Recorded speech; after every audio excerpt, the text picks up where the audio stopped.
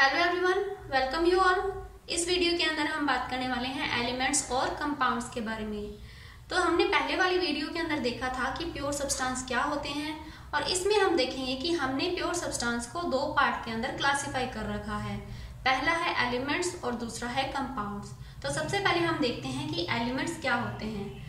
तो element matter की वो बेसिक फॉर्म है जिसे हम किसी भी केमिकल रिएक्शन के थ्रू उसके सिंपलर सब्सटेंस में नहीं तोड़ सकते, तो इसे हम एलिमेंट कहते हैं। और एलिमेंट को हमने जनरली तीन कैटेगरी के अंदर डिवाइड कर रखा है, मेटल्स, मेटेलॉइड्स और नॉन मेटल। तो सबसे पहले हम मेटल्स के बारे में जानेंगे और इसकी कुछ प्रॉपर्टीज देखेंगे, फिर हम इसके कुछ एग्जांपल्स देखेंगे। तो जो सबसे पहली प्रॉपर्टी है मेटल की वो ये है कि इनके अंदर लस्टर पाई जाती है, मतलब जो मेटल है वो शाइनी होते हैं। नेक्स्ट जो प्रॉपर्टी है, मेटल सिल्वरी या फिर ग्रे या फिर गोल्डन येलो कलर में पाए जाते हैं। ये हीट और इलेक्ट्रिसिटी के गुड कंडक्टर होते हैं और नेचर के अंदर डक्टाइल होते हैं। डक्टाइल का मतलब है कि हम इसे जो मेटल है उसे खींचकर एक पतले तार के अंदर कन्वर्ट कर सकते हैं। मेटल है वो मेलेबल होते हैं। मेलेबल का मतलब है अगर हम इस मेटल पर हथौड़े से चोट करें तो ये पतली शीट के अंदर कन्वर्ट हो जाता है। नेक्स्ट जो मेटल है वो सोनोरस होते हैं। सोनोरस का मतलब है जब हम इन मेटल पर हिट करते हैं तो ये रिंगिंग साउंड प्रोड्यूस करते हैं। तो ये सभी तो प्रॉपर्टीज थी मेटल की।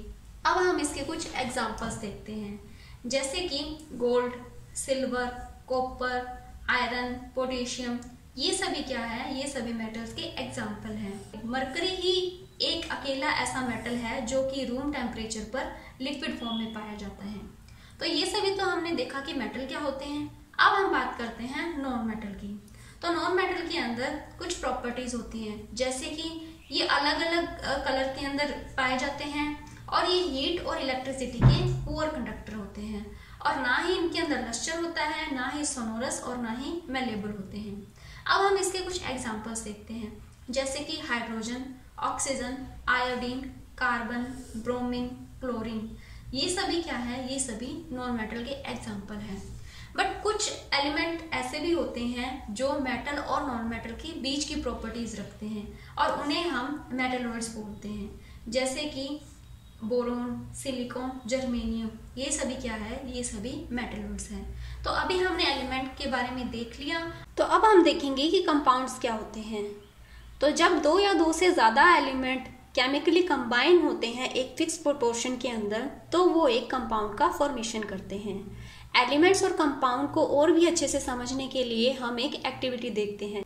इस एक्टिविटी के अंदर हम क्लास को दो ग्रुप में डिवाइड कर देंगे, ग्रुप 1 और ग्रुप 2 के अंदर, और इन दोनों ग्रुप को 5 ग्राम आयरन फिलिंग और 3 ग्राम सल्फर पाउडर चाइना डिश के अंदर दे देंगे।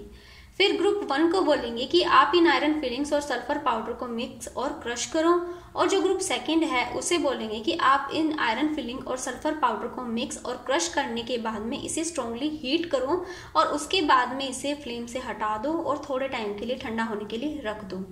फिर जब उसके बाद में हम देखेंगे कि अगर हम इन दोनों मिक्सचर को अलग अलग थोड़ा थोड़ा पार्ट लेकर उसके अंदर डाइल्यूट सल्फ्यूरिक एसिड या फिर डाइल्यूट हाइड्रोक्लोरिक एसिड ऐड करेंगे तो हमें दोनों मिक्सचर से एक गैस ऑब्टेन होती है।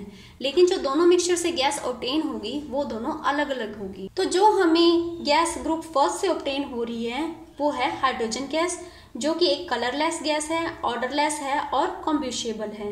जबकि जो ग्रुप 2 से गैस ऑब्टेन हो रही है वो हाइड्रोजन सल्फाइड गैस है।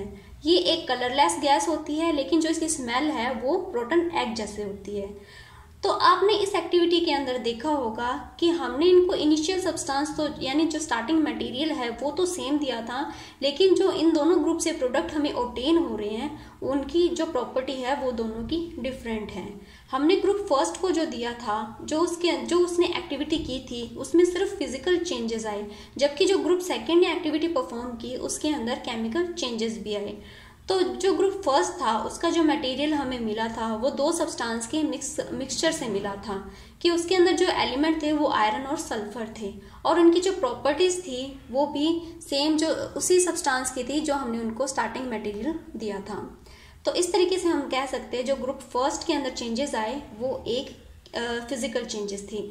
जबकि जो ग्रुप सेकंड के अंदर जिन्होंने आयरन फिलिंग और सल्फर पाउडर को हीट किया था, तो इस हीट करने की वजह से जो दोनों एलिमेंट है वो आपस के अंदर कंबाइन होकर उन्होंने कंपाउंड का फॉर्मेशन कर दिया, और इस कंपाउंड की जो प्रॉपर्टी है वो टोटली डिफरेंट होगी इसके इनिशियल सब्सटेंस से। तो इस तरीके से हम कह सकते हैं कि जो कंपाउंड है वो थ्रू आउट सेम रहेगा और इसकी जो कॉम्पोजिशन है वो भी फिक्स रहेगी। तो इस तरीके से हम कंपाउंड्स के बारे में क्या क्या बोल सकते हैं, क्या क्या ऑब्जर्वेशन देख सकते हैं कि कंपाउंड्स होता है वो एलिमेंट रिएक्ट करके आपस के अंदर कंपाउंड का फॉर्मेशन करते हैं, और जो कॉम्पोजिशन होता है न्यू सब्सटेंस का वो हमेशा फिक्स्ड रहता है। और ये जो न्यू सब्सटेंस बनता है यानी जो कंपाउंड होते हैं, जो स्टार्टिंग मटेरियल होता है उससे टोटली डिफरेंट होते हैं, और इन्हें हम किसी भी फिजिकल प्रोसेस से सेपरेट नहीं कर सकते। कंपाउंड्स को सेपरेट करने के लिए हमें किसी केमिकल या फिर इलेक्ट्रोकेमिकल रिएक्शंस या फिर प्रोसेस की ज़रूरत होती है। तो इस वीडियो के लिए इतना ही। आई होप आपको वीडियो अच्छा लगा होगा। अगर वीडियो अच्छा लगा हो तो please like, share and subscribe कीजिए। Thank you.